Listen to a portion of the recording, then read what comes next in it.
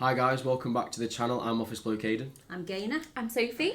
And today we've got the Boatlift and Untold tale of 9/11.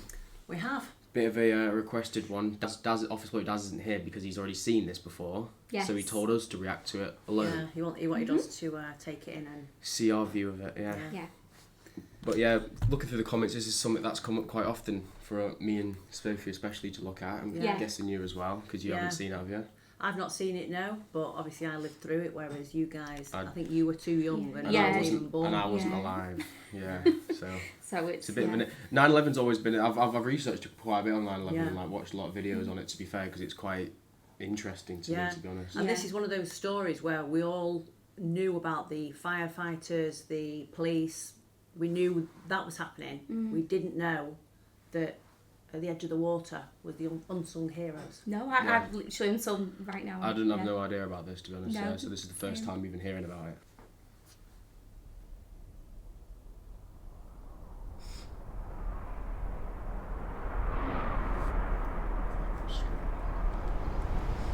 I thought I was watching a movie, Towering Inferno at first. And then I looked real close and I noticed it was the World Trade Center. I was compelled because I'm a type of person that can't stand by and watch other people suffer. And to me, they were suffering. They wanted to get off the island. And there was no way for them to get off the island other than the water.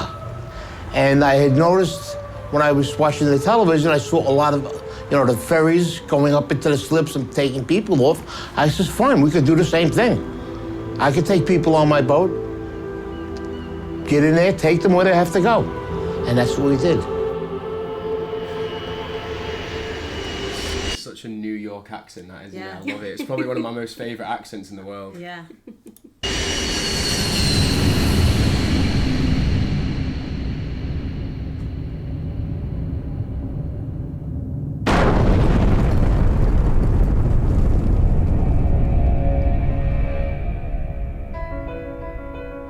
On the morning of September 11th, when the towers came down, millions of people ran for safety. Hundreds of thousands of them ran south to the water's edge. That's when they realized that Manhattan is indeed an island, and that they were trapped. They were feeling helpless, and that's the worst feeling in the world. What was a person on the ground gonna do? Buildings were down. There were people laying under the rubble of the building. Firemen, civilians. My wife was there, and I turned around. I says, I've got to go do something. Just like that. And she looked at me. She says, what are you going to do, you maniac? I says, I'm going to take the amberjack up into the city and help. She says, but what if they're attacked again? I says, well, then that's something I have to live with. I says, I have to do what I have to do. I says, and nobody can stop me right now. Even if I save one person or I rescue one person, that's one person less that will suffer and die.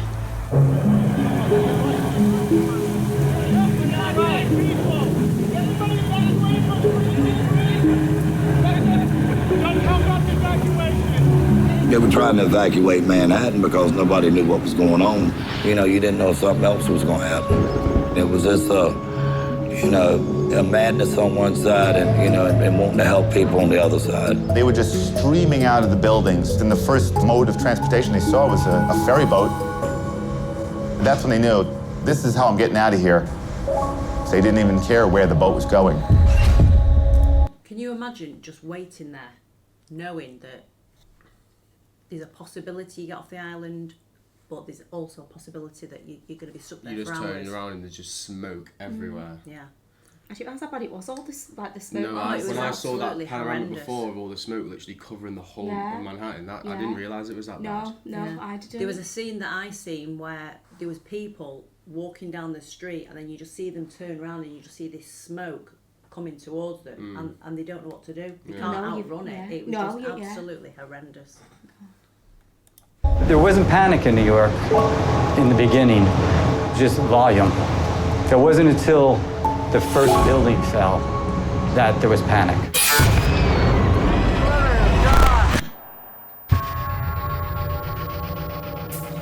You heard the building go down, but we're in the slip, so we can't see it. That's when we started letting go, and then all of a sudden, engulfed. You couldn't see anything. People were actually jumping into the river and swimming out of Manhattan. Boats were very nearly running them over. Wait. These people wanted out of Manhattan no matter any way they could. Somebody wants you to go over there. Every mode of transportation out of Manhattan was shut down. All the subways were shut. The tunnels were all closed. They closed the bridges, they closed everything immediately. Boats, usually an afterthought in most New Yorkers' minds, were for the first time in over a century the only way in or out of Lower Manhattan.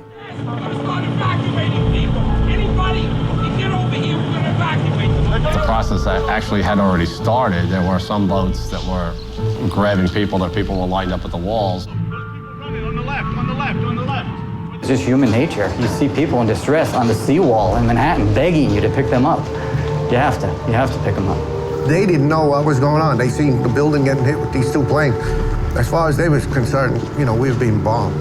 I was wondering if they were going to come on the boat, if they had people with bombs, or if they were going to come on. We're a big orange target in the middle of that harbor. My job is to keep the boat safe, my passengers safe, my crew safe. Everybody was in shock, running around. They didn't want to leave their families. They had loved ones running around the city. Anybody has a baby? Nobody has it. There was one guy ran from the apron and jumped onto the boat. He grabbed onto the metal, climbed up right next to the pilot. So I'm going out there to say something. He slides down to the next deck. So the deckhands get him and go, what are you doing? He goes, I'm jumping for my life. So, you couldn't argue with him there.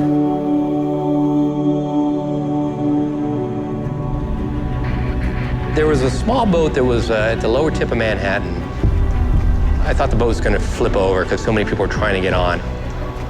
And as I looked behind, they were just 10 deep. And that's kind of what gave us the idea. We decided that this has to get better organized and we better do it, and that's what we did. So we decided to make the call on the radio. All available boats. This is the United States Coast Guard aboard the pilot boat in New York. Anyone want to help with the evacuation of Lower Manhattan? Report to Governor's Island. When that call came on the radio, they were coming. I was uncertain of who was going to respond. About 15, 20 minutes later, there are just boats all across the horizon. Literally 100 targets converging on the lower part of Manhattan. When we came out of that dust cloud, tugboats, I'd never seen so many tugboats all at once. There was just like a fleet of tugboats headed to Manhattan. If it floated and it could get there, it got there. All different size, shapes, and forms. And they were zooming across this water. Ferries, private boats, party boats. I worked on the water for 28 years. I've never seen that many boats come together at one time that fast.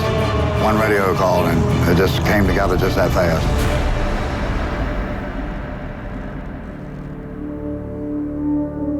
Hundreds of boats converged on the city, leaving the sun-bathed harbor behind them. Dead ahead, the unknown. Can you imagine putting your own life at risk without even thinking about it? To save everyone else. To save somebody, even like you said, to save one person. And they don't even know at that point what's happened. No, because like they said, like the guy said, he was like, I didn't know if someone had a bomb and there was other people. Yeah, whether they'd been bombed. Yeah. Is this all before the second tower got hit as well? No, the second tower got hit within, I'm thinking it was about 10-15 minutes. Oh really? But the first tower fell. And then it wasn't long. I can't remember how long it was, but the second tower came down. Yeah. But once both towers came down, then you couldn't see anything. Nobody could help anybody. Yeah, I didn't realise as well. Like, is it an actual? So the only way out was it like a rope, like a bridge? Is there? So there's tunnels that go out, but they closed everything down because they didn't know what was happening. So they just closed everything down. So then people were stranded on this island with no way to go. But but swim. If they left it open though, that probably would have been the better option. But they didn't when know you look back at it. So they kind of locked down the city almost, didn't they? Yeah, they locked down. So everyone was trapped in a city full of smoke. Yeah. But the thing is, they didn't know whether there was people coming in the tunnels bombing them. Yeah, well, because they didn't, did they? No, they didn't know what was happening. Yeah, I guess. That was something I won't forget. It was just low, dark, acrid, black smoke. It was like there was a big chimney in Manhattan. When we pulled into Pier 11, the dust was unbelievable. And then out of nowhere, you just kept on seeing people coming. They looked like zombies coming through the fog, and you knew that those were human beings. Don't leave us. Please don't leave us here. Take us. At that point, the Coast Guard said, not how many people are you allowed, how many people can you fit? Come on, guys, anybody coming? Get your ass over here, now! Now! Come on! Boats started hanging, literally would take a bedsheet off a bunk and then a can of spray paint and paint their destination on.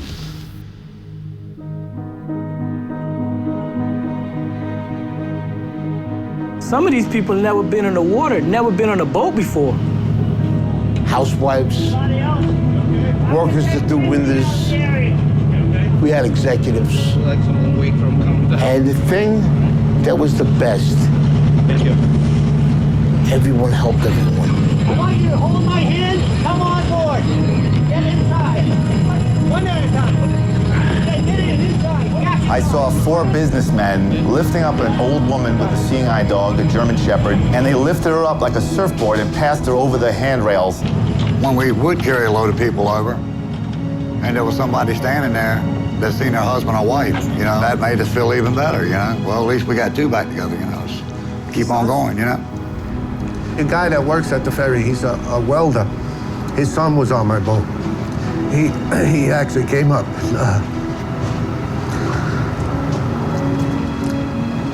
He thanked me. We went back and forth all day long, carrying boatloads, as many as our boat would hold. And it was a lot of people. A lot of people. You couldn't have planned nothing to happen that fast, that quick. No training. This was just people doing what they had to do that day. You forget all about what you're supposed to do, what they teach you in school, and you say, you know what, morally, this is the right way to go, and deep down, this is what I'm gonna do. Average people, they stepped up, and when they needed to, they showed me, you know, when the American people need to come together and pull together, they will do it. I do feel a way honored that I was a part of it. That was the greatest thing I ever did with my life. The greatest day that I've ever seen in all my boating, I mean, my life on the water. The Great Boat Lift of 9/11 became the largest sea evacuation in history. Larger than the evacuation of Dunkirk in World War II, where 339,000 British and French soldiers were rescued over the course of 9 days. On 9/11, nearly 500,000 civilians were rescued from Manhattan by boat. It took less than 9 hours.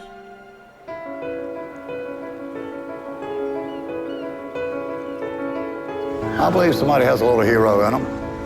You gotta look in. And it's in there. It'll come out if need to be. I have one theory in life. I never want to say the word I should have. If I do it and I fail, I tried. If I do it and I succeed, better for me. And I tell my children the same thing. Never go through life saying you should have. If you want to do something, you do it.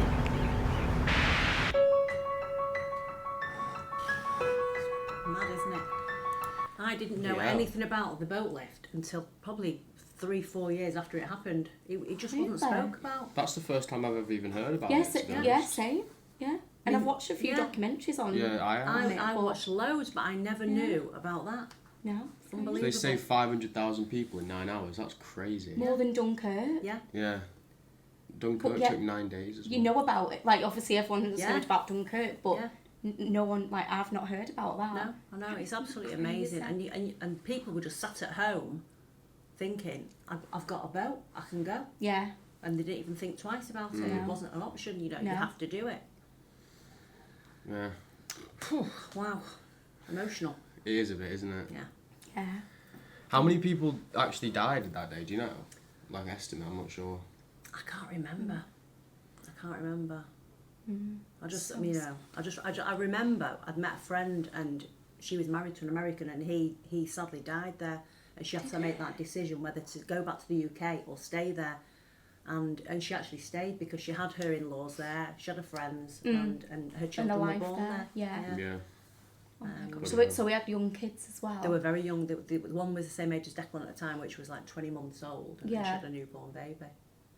Oh my God. Yeah, and she's still there to this day. Wasn't Office Bloke Daz meant to be there that day? He was supposed to be in the towers. He probably would have got out because it was quite low down, but yeah, he should have started the day before. Even so, like, he probably would have ended up full of ash and stuff. Yeah. There was a lot of people that, because it was the first day that the children were going back to school, so a lot of parents were taking their children to nursery. I remember that. Yeah. There was a lot of parents that were going to be going in but late because they were taking the children, settling them into school. Which, if anything, like, because they say, don't they, like, if something about like your morning, like you could hear about stories of people like, oh, the car broke down, or like, oh, something came up that morning where they didn't actually get into work on time, and then obviously they missed. They weren't there when like the plane hit, and they were like, that was like in a way like meant to happen. Just meant to say to you, like, you know, if you've had a bit of a rubbish morning or something's happened. Everything happens for a reason. Yeah. It's sad, but like happy at the same time. Do you know what I mean? Rescuing that many people. Yeah. But anyway. Yeah. Hope you guys enjoyed the video as well. Please make sure you hit the like and subscribe button, and we'll catch you on the next one. Cheers. Bye.